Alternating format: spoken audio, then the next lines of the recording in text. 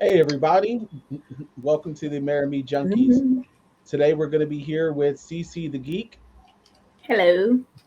repping HBCU Con, and of course we have Demon Engine, and I'm Salty True Floyd.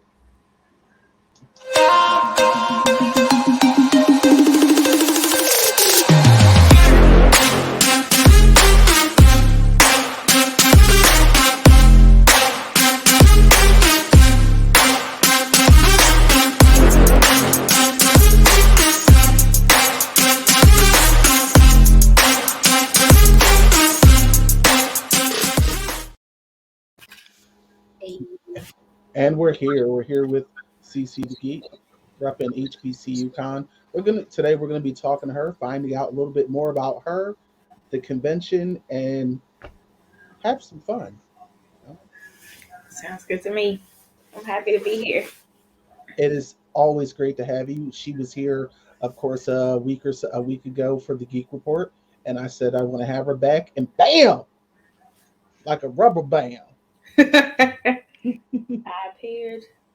But hey, all right, let's start at the beginning of every geek's life.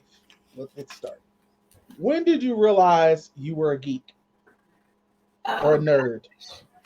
um, I was. That's, that is so funny because I get this question over and over, and it always catches me off guard. Um, I was labeled a geek long before I ever like came to any realization or ever like embraced it, if you will. Mm, Ever since I was a kid, I was always kind of into nerdy things and into academia and learning, watching Discovery Channel, watching Wild Discovery. Bill Nye was my shit. I love Bill Nye the Science Guy. oh Uh, yeah, back in the day when the Discovery Channel was actually educational. right, and Wow, History Channel too. the History It's Channel. crazy to see where it's gone or whatever. But anyway, I was into all that stuff, and then it just kind of got weirder from there to anime and comics, of course, and everything else. X-Men was probably one of the earlier shows I was into, that in the Batman series. So like Saturday morning cartoons, after school cartoons was kind of like my segue Mm. into those things. So yeah, pretty much all my life. My mom named me after Star Trek, so that's the thing. She named me after Shaun of Treskelion from the original series. That's So from the original. yeah, I was predisposed to being a nerd, if you will. So um, Hey, yeah. about to say, about to say, Demon's grandmom is an OG nerd, Hmm. triple OG. Mm. I believe it. I believe it. Real She street watches cred out more here. anime than anybody in this house. It was I believe ridiculous. it, yo. I have a great aunt Minnie, and she was like super into wrestling. Like she would wear the t-shirts, NWO, WWE, like it was crazy. I I'm was still a big wrestling fan. like, yeah, I believe it. She was so serious. So It gives you all the action of love and hip hop, but with better fight choreography. true, true. And I was talking to somebody about this the other day. Wrestling, professional wrestling was like one of the first avenues where Black people, people of color, could like shine and have their, be the star of the show, if you will. Because even in football, it was like kind of gritty. You didn't really have superstars back then like you did in Mm-mm. wrestling. So you just kind of played the game and kept it, you got your rings and stuff. You could kind of do that way, but it wasn't the same way as like wrestling. Wrestling also was a bit more about showmanship and Yeah, pageantry, if you very much so. Hmm. will. All right, so you started with Batman and X-Men, yo. Now, and And Superman and too. and All the Superman. classics. But in retrospect, especially now that I'm like rewatching X-Men on Disney Plus, Hmm. yo, these were like hard-hitting animated We dramas. should not have been watching. Like, should we have been watching them at this age? Like, I feel no, it's like like, really adult. it was it like in comparison to like Animaniacs and even the Right. first season of Superman. Freakazoid. Which Like, one? I love those shows too. yeah. But I'm sitting there watching this stuff, and I'm like, in the first couple episodes, I'm like, yo, they shooting each other. I think someone just got shot. I'm like, and then like after the half an hour, it's Animaniacs, so my brain was just like, yeah. Yeah, they really probably should have done the reverse. But then after a while, they started rating the cartoons. It was like Y7, you know, like, hey, if you're under the age of 7, you probably shouldn't watch this. Good times, though. Good times. So yeah, I kind of got into it that way. And then I think we talked about this in the Geek Report. Technically, my first anime was Speed Racer, but I didn't know it was an anime when I watched it. So I actually, my godmother was really into Speed Racer because I asked her, I was like, what was your favorite cartoon growing up? And she was like, Speed Racer. I was like, that's kind of random. I didn't expect that from her, but it was cool. Speed Racer was definitely like, I remember first time I saw Speed Racer, it was on Channel 61 Univision. So I was watching it in Spanish. Nice. And mind you, don't speak Spanish. Right. But I was It's already dubbed anyway. But I was figuring it out, and I was just like, Mach 5, Racer X. I'm like, all right, I get it. True. So if you could, what character resonates with you the most? That's tough. I feel like I resonate with different. Now, if it's an amalgamation, that's fine. Yeah, I feel like I resonate with different characters for different reasons. Chun-Li, I kind of got that was like pinned on me. I didn't really choose that path. That path chose me because I got called Chun-Li in high school. Mostly because if someone said something that was out of line, especially if they were like hitting on me or something, they were in a way that was kind of like rude or harassing, if you will, I was like quick to kick the shit out of somebody. Yeah. So that was how I got my name, Chun-Li. And plus Chana, so they were always trying to find ways to mix it up. So, and I was a manager of the football team, so all the football players, that's what they called me, Chun-Li. And after a while, some of them called me Velma too. So I kind of got Velma. So yeah, cosplaying that's kind of funny now. It's got a special meaning for me. Because I was a nerd basically, so that's why they called me Velma. And they would always like make it seem like I was talking like her, like, you guys, where are my glasses? Because I wore glasses back then. So I'm telling you, dude, I got it all. So I definitely love the Chun-Li bit because I remember you had some photos up of you doing a Chun-Li cosplay, and I took one of them and made a meme out of it.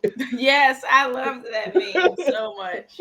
And I low-key love that photo because it was like a candid that a friend took, while I was doing an actual photo shoot. So that was pretty cool.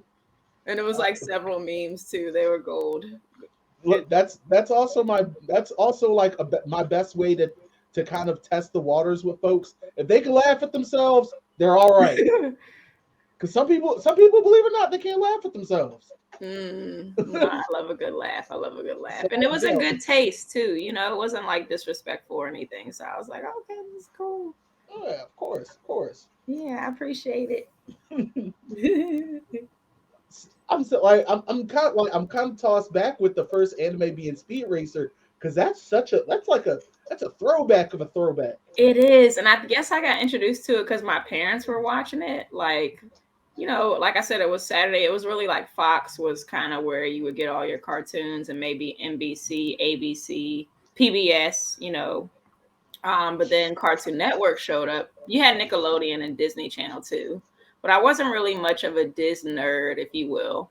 I was, they all, like all the movies and stuff have a special place in my heart, especially the classics like Lion King, Aladdin, all the ones I like grew up with and stuff.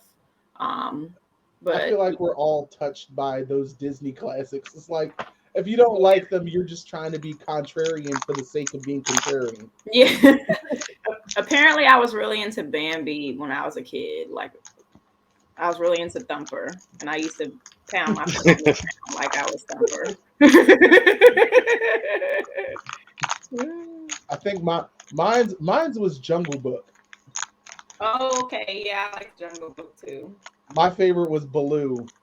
Yeah, Baloo. He was But so now that I'm funny. older, I kind of I look at it and like, especially the King Louis stuff, and I'm just like, Yeah. Uh, ah. ah, I feel you. Right in the but what? childhood. But no, no. Here's the thing that makes it worse. Mm, Two problematic scenes in classic Disney movies have certified bangers for songs. yes. Ooby doo, I want to be like you. Ooh, ooh. Yeah, I know. Because you're just like, You're just singing. ah. And then and then when I see an elephant fly in Dumbo, you're like, yo, this is so problematic, but it's such a good song. Like, why? Why? Yeah, Disney will make a good bop, you know. I was hoping when they did the Dumbo remix, they were gonna lean into it and just do a remix of like the Migos. Right. I mean, let's be fair. Like, I mean, not No. even to be fair, I'm not capping for Disney, but problematic bops are not limited to just Disney.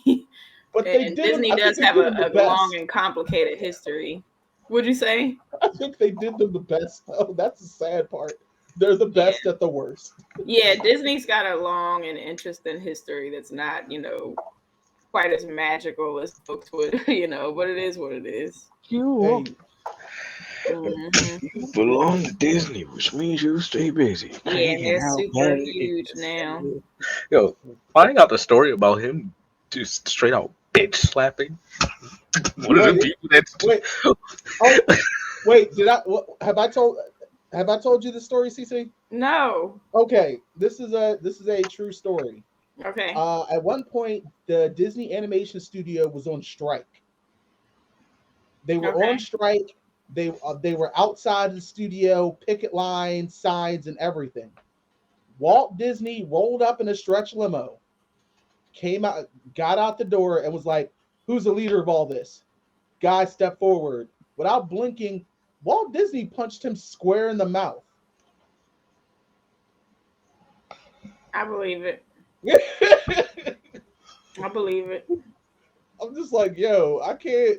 I was like, I can't wait for somewhere that before my lifetime. I want the biofilm to show that moment. Have It's you ever not. seen? No, it's Oh not. no, go ahead, Demon. Hmm? No, you go ahead. No, I'm saying it's not. It will never show Never. that. Have you ever seen Game of Consoles for South Park, where they had the war between PlayStation and was it Xbox? Yes. That drone was ruthless, but it's real, yo. These corporate execs are not playing. South Park might be one of the best modern day satirists when it comes to satire. Yes. They might be the best to do it Mm-hmm. because they don't just make it unbelievably funny. They're also making a point. Very much so. But I digress. Back to you. You're in the spotlight there. I'm just here to have a good time, you know. So I noticed you're quite the fashionable person. Were you part of any of the fashion clubs at Bowie? Wow, that's funny that you say that. No, I didn't. I never, until recently, I guess, the last 5 years or so, I didn't really consider myself fashionable at all. At HBCU, you got to be real fashionable. Like everybody's fashionable at HBCU I campus, went to Lincoln even the University, bums, so even if you bummy, like it's like, have you seen those TikToks where it's like, why aren't you in uniform? They oh have my, HBCU ones where it's like people come out looking like anything, and it's like, why aren't you in uniform? And then they immediately come out looking fresh as hell because it's like, dude, you go on an HBCU campus, you better act like you know. But it's so funny. But yeah, I guess I attribute a lot of my style to one, just being from the area, very much being like a DC, chocolate city girl, if you will. So a lot of my styles incorporated into that. I've always loved graphic tees. So I try to like collect really cool graphic tees everywhere I go. And I always wanted things that I collected, whether it was clothes, jewelry, to tell a story. So that's kind of like I got this Black Widow shirt, if you Very will. nice. Thank you, thank you. So I got a lot of my shirts from like cons over the last few years. Yeah, that one you showed me up with the sensu. I'm like, yo, that's awesome. Thank you, thank you, thank you. And I got my little Iron Man joint too. It's like the blueprint. I love that one. So I have a lot of cool things, socks, everything that I've collected, and then things that I've collected when I traveled, especially when I was traveling for work. I would collect a lot of stuff and just go shopping, especially in New York too. Oh my gosh. I would just go to like Harlem, 125th Street, collect all Mm, this cool jewelry. And it's all cheap, like $3, $5, sunglasses, that's go to Rainbow and get a bunch of stuff. rainbow. Yep, Rainbow is Yes, clutch. Listen, don't sleep on Rainbow. Me and Tranquil Ashes be in Rainbow all the time. rainbow. hmm When you got to go over your friend's house for the emergency baby shower. Yep. And I When and I used to work at Foot Action for one summer when I was like 16, so I collected a few sneakers. So I'm not as much of a sneakerhead as some people. Like it's definitely levels to this, but I, I've, I'm I've decent. I've seen the levels to it. Yeah. I don't want anything to do with it. Bunch of Yeah. grown men hanging outside a sneaker store at 6 a.m. with chairs and coffee, and I'm just first time I saw it, I was like, "Is this concert tickets?" I was like, "What is this?" No, man, them new Jays. I was like, "Oh, Jordans." Well, Oh, now you can pre-order stuff and do everything online, so it's not like it used to be back in the day where you were standing in line for some shoes. But then when I worked at Foot Action, it was even better because I could just take my pair, put it to the side, and then open the door like, oh, we just released these new shoes. y'all got any more size? Nope, Yeah, no. and I had small feet too, so it was like they were cheap compared to other people. Yep, good times. But I appreciate you.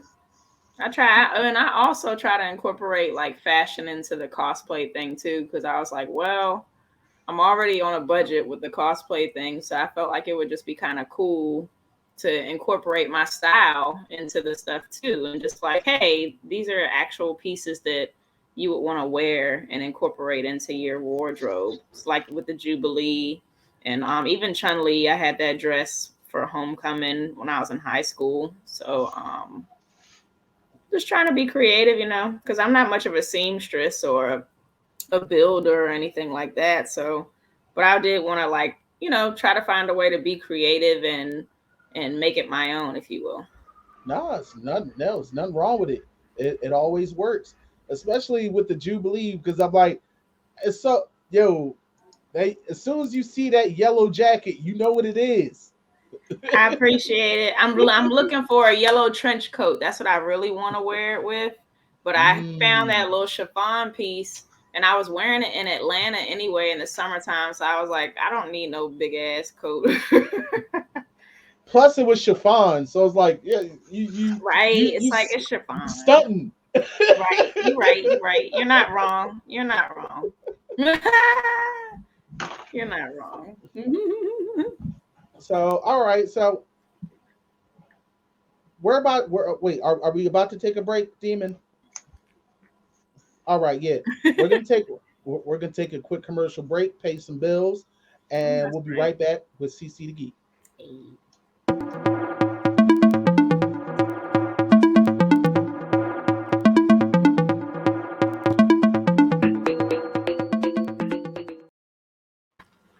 Of course, that thank you. That was our senpai hoodie, one of our many wares in our store. Of course, the link for that will be in the description. Uh, we also have some graphic tees. Hint, hint, hint, hint, hint. Hey. But but let's get into now HBC Yukon. Tell Yes. me how that came about. Oh man. So when I was matriculating through the cosplay community, if you will, I started cosplaying in 2015. And even then, I started to try to conceptualize what it would be like to have a Greeks and Geeks convention, if you will, since I was CC the Greek Geek. And there were a lot of people who were in the cosplay community who weren't really too akin to Black Greek fraternities and sororities. And I just kind of find, and also they did kind of saw the two groups as very much mutually exclusive, to the point where when I went viral for my Sailor Moon shoot that I did with the all the sorority girls, aka Sigma Gamma Rho and Zeta Phi Beta, and we did the Sailor Senshi. People were trying to say that I wasn't a real nerd because I pledged to the organization, and it was crazy. It was, even though you have to have like a minimum GPA, there's like a GPA requirement to join all these organizations. So it's like, Yeah. that's why I'm like, where's the disconnect? So yeah, that was pretty interesting, if you will. But yeah, that was one thing. But then on the other end, as I was like kind of thinking more about it, I really saw how much of this like Black geek or blur movement was more of a thing, and I was doing more stuff in the community and really wanted to find a way to bridge the gap between the community that I had come to know and love and this new community that I was adopted by, the cosplay community. So when I took a step back and thought about when the last time I really felt accepted as like my full self, and I didn't really have to compartmentalize any aspect of who I was, whether it was my Blackness or being a woman or being a nerd and all these other things. And that was when I was at my HBCU. And I had a group of friends there who I pretty much encountered almost immediately. And their rooms, we all shared the same dorm. So it was the dorms were all separated into suites, and there were 5 rooms in each suite. Everybody had a roommate, and then all the rooms in each suite shared a bathroom. So the suite 200 kind of became my second home because I was on the 3rd floor, they were on the 2nd floor. And that became my home away from home. And you would go in this room, and it was like monitors all over the walls and people playing Dance Dance Revolution, playing Guitar Hero, people watching Heroes, Save the Cheerleaders, Save the World, watching anime. We would talk about politics, talk about, nerd shit, talk about our families, personal problems, something going on in class that's getting on my nerves, or this thing happening in the band. It was just kind of a real safe haven. And I really wanted to take that space and recreate it on a grand scale. So that's where HBCUCon came in. And it's really kind of been a wild ride to build on that from here, because most of those folks who I shared that space with in the Suite 200 are part of my team. So that's really cool. Yeah. All right. So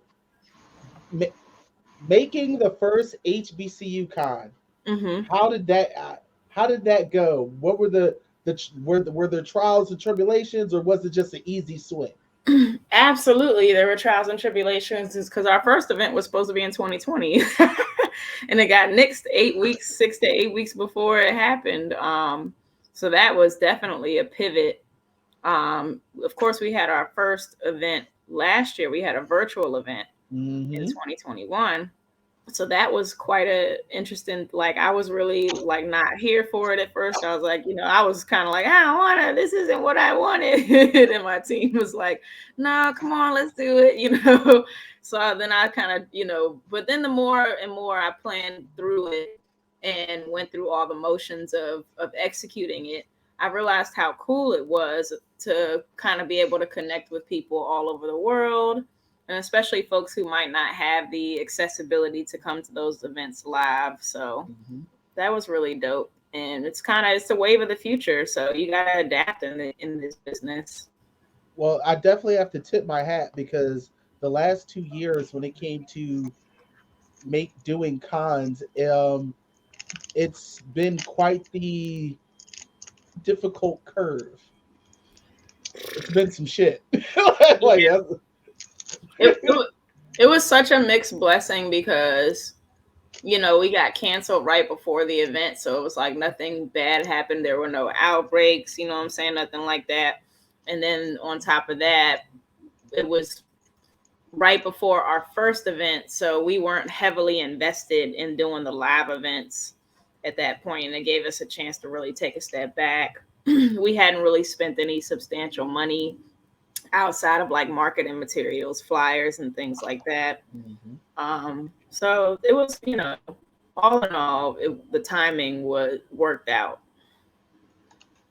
All right, but so right now, you guys are full steam ahead. You got Yes.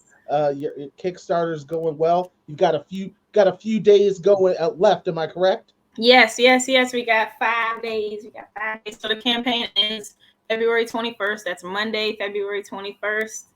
And we are just over, I believe, 12,500 out of 15,000. So So yeah. you're getting there. Yes, we're getting there. I know. I'm like, when I woke up and saw it, I was like, oh my gosh. So we are definitely building up steam, and with everyone's help, I know that we'll get there. You know, we'll definitely make, if not well exceed our goal. How did it feel when the Kickstarter was started, and you just saw that outpour of support? How did that feel? It's definitely just been a really humbling journey. As nerve wracking as it's been just building it out, because building the Kickstarter is its own heavy lift. It really is. That was like its own whole project on top of planning for the event. But the outpouring of support and folks who are sharing, and you know, people like you who are who are offering interviews and stuff like that, it's just really been humbling. All the support for the con, really, it just Well, makes it listen, worth all the hard work. It really does. we are always looking out, trying to look out and extend a hand in any way, shape, or form that we can. I appreciate you. even Likewise. even if we not be able to bust down to the DMZ, we'll be there virtually. I know that's right. I know that's right. Yeah, come through, do a virtual panel if y'all want to do a virtual podcast. uh, Talk to some we're peeps. we're all currently in discussion on it because we do want to be involved. I know So, that's right. Okay, well, you know where to 'cause, find me. yeah, because the weekend before it, we're in Boston, aren't we? Yeah, Stop saying it like that. Boston, Boston. Stop. Boston. Boston. Stop. Uh, Oh gosh. listen, when that one, listen, Demon Engine, you don't remember when that one cop was talking to me while we were getting in the car? That accent was so strong. He was like, "Hey, is that your car?" I was like, "I'm getting in, ain't I?" He was like, "I'm just trying to make sure it's your car." Wow. Yeah. Oh, just fuck. Okay. All right. So you've been so I can't help but notice, but when it comes to cosplaying and photo shoots, you and Tranquil Ashes are like tag team champions. Like how long have you two known each other? that is hilarious that you said that. Um, I met Tranquil Ashes in 2017.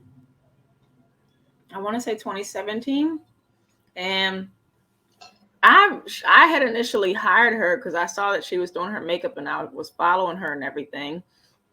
And I had a swimsuit shoot. It was a group photo shoot, and I wound up hiring her for that because I needed a makeup artist who could do the you know, the group work, or at least the group effort. And I thought she was really good. So I just started using her more often for, you know, all my projects and everything. And, you know, we kind of built a friendship on that. And she had her cost gala, and I helped her with the cost gala stuff. And she's been helping me out and, really kind of cheering me on with all the HBCU con. And yeah. And then, when the pandemic hit, we didn't have access to photographers anymore. So we're like, what are we going to do? And she only lives like 30 minutes away from me. So we would like get together and take each other's photos. And then we started practicing. Like, okay, well, let me see what your angles are. We might as well make this look good. Where's the light? Where's the best lighting? Yeah, because you guys did a Cardi B, Megan Thee Stallion inspired photo shoot? Yes, that we did do with SF Design. We did do that with him, so that was cool. And he's my co-host on Everybody Gets One podcast. So yep, which you guys lit. just recently put out an episode. Yes. Oh yeah, and we got another one coming up too. That's what we've been cranking them out. But a brother be listening. Don't get it twisted. I appreciate y'all. Oh. I'm always got my ear to. Yes, I be tuning in, checking out the memes and such. Side note, shout out to Tranquil Ashes. I'm gonna reach out. I gotta get her on the show too. I can't have one marry your brother. I'm gonna need both. That's hilarious.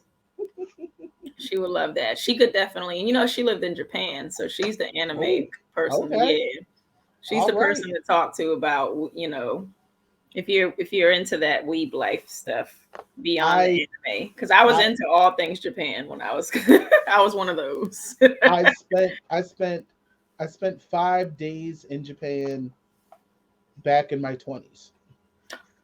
That's dope. You're further along than me. Well, I was there for martial arts exhibitions and stuff. So that's dope. I didn't get a chance to experience Japan the way everyone else gets to experience it. What did you practice? I did Shotokan karate, and of course it originated in Japan. Yeah. So we toured a few places in the world, and the tour ended in Japan. Nice. And needless to say, our first 2 days there was just us getting our asses kicked. Yeah, I believe it. Humbly. Oh no, right. It wasn't training. It was honestly, so you Americans know our style. Great. Let's go find out. We're initiating. It's the initiation. So it was like for what you don't have in skill, you have in heart. So we respect that. That's fair. Yeah, that's the only way you're gonna win. Pick up your teeth. Let's go out to have food. Yeah, I did karate, but it was like as a kid. And then in high school I did taekwondo. Oh, so that's where all them kicks is coming from. Yeah. Yeah, middle school and high school unlocking the chambers, start kicking. I really want to get back into it. One of my homegirls who I did karate with, she wound up going through. She's Shaolin Wushu though, Kung Fu. Ooh. And she actually trained under Master Dennis Brown. His school is not far from my house, so okay. Yeah. Mm. All right, Dennis Brown. All right, I don't want no trouble. Oh yeah, she's a beast. She's at least a 3rd degree black belt, and I've seen her compete and stuff. So in Philadelphia, and her sister actually too. Her sister is black belt. In Philadelphia, I know we have a residing Wing Chun master. Nice. And he literally just kind of roams the city from time to time, teaches a class, and then he'll just disappear for months on end. That's sounds about right. Gosh. I gotta shout out Demetrius Angelo, speaking of Kung Fu Masters from Urban Action. Have you guys been to Urban Action Showcase? Yes, you invited me. I did. Yes, you did. And I checked it out online. I was enthralled. Oh, you went to the virtual event? Yeah, I went to the virtual event. I want to be at the next one. I actually want to do a panel at the next one because that would be dope. Yeah, because I want to give a big shout out to the stuntmen. True that. That's definitely the place to be. But yeah, Demetrius Angelo, Shihan Demetrius Angelo, I should say. He's cool people. He's local. He's from my area, but he lives in New York. That's where the event is. It's in Times Square. Okay. Okay. So what what is your favorite comic book movie? Hmm. Damn. Avengers.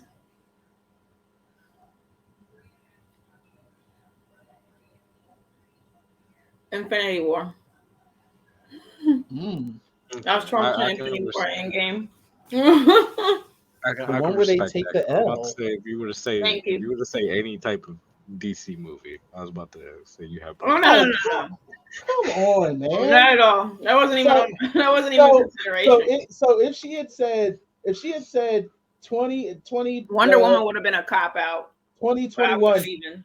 I'm not gonna lie. If you said Wonder Woman, I would have gave you a look. Yeah, nah. In terms of best comic book movies, no. But It's one of dude, the more 2021 halfway decent Suicide Squad DC was movies. actually awesome. Huh? 2021 Suicide Squad was actually pretty awesome. Hmm. Like that was a good Oh fun. look, a polished turd with gold spray paint surrounded by other nerds. Pull in the words of Stephen A. Smith, that was blasphemous. Blasphemous. Look, Blasphemous. that movie has Harley. You know how I feel about Harley. The movie is trash. I could care less about Harley in that movie. Everything else was great. Mm, Least favorite comic book movie. ooh.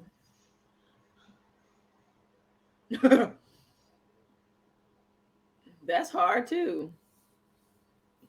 Mm. I'm trying to think of one that's just that terrible.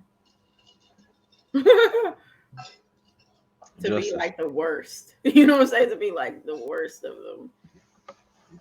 You know what the sad part is? I know you're about to say Justice League, Demon, Nah. and I understand it, but I know a movie I that's worse than that. what? I see your Justice League, and I Nah, raise I was you gonna say Ghost Rider, if anything. One not the first one though. Was it the the second second one. one? Yeah. I see your two movies, and I raise you Holly Berry Catwoman. Okay. Yes, but not because Halle Berry's a bad actress, because the No, writing was horrible. the writing was horrible. The Yeah. visual Because effects John were Wick, if nothing else, has shown us that weird. she could be that bitch. Excuse my French. You know what I'm No, saying? hey, no, we're okay with cussing here. Not too many kids listen to us. I know. It better I not. just don't normally call women the B word on the radio. But I'm like, for That's fair. it's a Respect. figure of speech. But I respect it. yeah, I feel like it was just terrible writing. But yeah, definitely Catwoman. That was horrible. My whole thing is Nicolas Cage. Yeah, I like him, but I don't like him. that's fair. I just can't. Every time I think of Nicolas Cage, I think of Face Off. That's all I I can think see of. your Holly Berry Catwoman on I Raise You a Fantastic Four. Oh man. The remake? Mm, All of it. I No, feel you like got Catwoman was more of a letdown for me. I you had have to be higher specific. expectations for Catwoman When than they I did turned for Fantastic Galactus Four. into a cosmic storm cloud, That was a that that was a horrible moment, but no overall no no that no did not make a bad movie. that shit down the drain. There's Catwoman, reason why we now have just now getting to celestial beings in the MCU because they did that shit poorly. Catwoman was so bad because it tried to be Uh oh. Oh, Oh okay, that no. wasn't actually me. You didn't push K this time. I thought I started typing and I thought it was me. Oh, 1 second. No worries, he'll return, I'm sure. I'm just reading a little chocolate guide.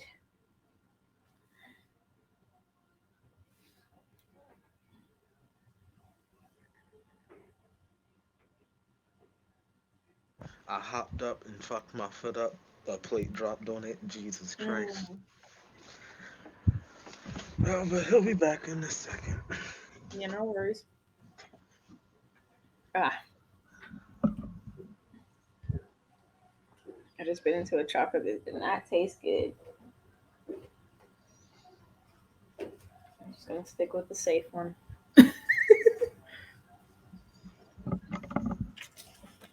Doo-doo-doo. Say something. You testing him? His sound? No, like I can hear him from. Oh, that's right. I'm sorry, I'm back. I be forgetting that y'all right there. But no, Catwoman tried to be pro feminist, but then became so condescending because the villain was literally a makeup company with toxic makeup, and the villain, her superpower was she used so much makeup, her face was hard like porcelain, like Yeah, marble. I mean, yeah, it's like it came off like a bad Captain Planet villain. yeah. The writing was just horrid. Mm-mm. What do What you happened? other than of course HBCU Con Hmm. happening this year? What else are you looking forward to in 2022? Um, that's interesting. Definitely Dragon Con. Just going back to the con scene in general. Um, I really want to travel a little bit more. I want to travel more internationally. Um, just looking forward to new opportunities and doing new cosplays, especially once I get through the first con. Once I get through the first year, I think I'll be able to breathe a little bit. are So, you are you going to try and shut it down by showing up with the Anox on the Moon? at the con, Yeah, like because I at saw the HBCU photo, con, I was like, yo, I love that. But if she wore that at a con, I'm like, she's gonna need at least three guards. no, I don't think I could do that at a con. All right, it's okay. That would have to be a very specific con. Well, like you said, with extra security. Yes, you have to hire Jabari security. No bull. Depot security. But but no, HBC Con, I really do hope nothing but the absolute best for it. I appreciate It's a you. it's a Can't wait. it's a Yeah. really it's an amazing thing. I mean, I definitely wish there was someone had put that time and energy into something like that when I was in school because I went to Link University and Mm. I was a nerd in an area where apparently being a nerd wasn't a thing. Mhm. Mhm. And when I found nerds, I realized that we were all kind of hidden. Mhm. Like being a nerd back then was the equivalent to being in the closet. But ironically, people were out and free uh, with their sexuality at college. But if I brought up Yu-Gi-Oh, I got the look. I was like, oh, said the wrong thing. I'll shut up. Well, I wouldn't necessarily compare, but I definitely think that there were a lot of nerds who were, like you said, living in secret in Yeah. that aspect. And we were just kind of afraid to reveal ourselves because it was like you already black, and then if you are queer, there's that. Or if you are a woman, it's like you already got all these strikes counted against you, if you will, in a society that doesn't really like cater to those things. So people just kind of afraid, but that's But what the whole point of creating these spaces is to give people a place where they can feel safe and comfortable being themselves. hey man, it was a different time for me. I went to college 03 to '07, so I feel that. I was 05 to 09, so I'm right behind you. yeah. So maybe Hmm. but I feel you were getting out when Obama was in. Yeah, yo, can you imagine being on a HBCU campus when he got elected. I Bruh. was coming home. I don't know where I was driving from, but I was on my way back to campus. And I was living in the apartment at the time, the on campus apartment. And people were like driving, people were honking their horns on the road as I was driving back. When I got there, like everybody was out on the promenade. There were so many people outside dancing and just celebrating. Like, people were playing like My President's Black. They were playing Jeezy song. Oh my goodness. Yo. Like, yo, it was so awesome. That was one of the best nights of my life. Yep. It's amazing. It It is. really was. Yeah. But look, I'd say that's just about our time for today, CC. Okay. Oh, I appreciate y'all. And I do want to let y'all know we're going to have vaccinations are required for the live event, HBCU Con. We're having a step show. We're having a gaming lounge tournament. We're having a fashion show. We're having screenings for anime and all other types of cool stuff, panels and vendors galore, and just a lot of dope stuff. Be on the lookout for more announcements of our guests and such. And I just really wanted to thank y'all again for your time and for plugging me on your podcast. It means a lot. Hey, no, seriously, the pleasure is all ours. And All ours. Hey, really is. Thank you. Tuck my ear when you guys want me to come by on Everybody Gets One. I'm ready. I know that's right. We'll do. But listen, folks, this is CC for HBCU Con. A link to their website is going to be in the description. Again, want to thank you guys for listening in today. This has been the Amerime Junkies podcast. For you guys listening, driving around, listening to the podcast, we appreciate you.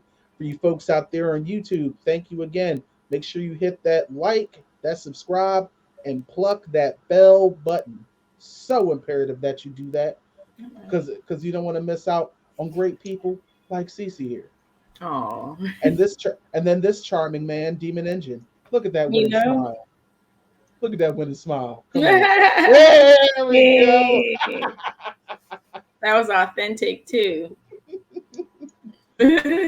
But seriously, guys, once you take care of yourselves and each other, Demon Engine, say bye-bye. Bye. See you next time. Hi, everybody. This is Corey Salted True Floyd for Amerime Media, and I hope you enjoyed this podcast video. Please like, comment, and subscribe, and don't forget to check out our other videos right over here. You have a good one. See you around.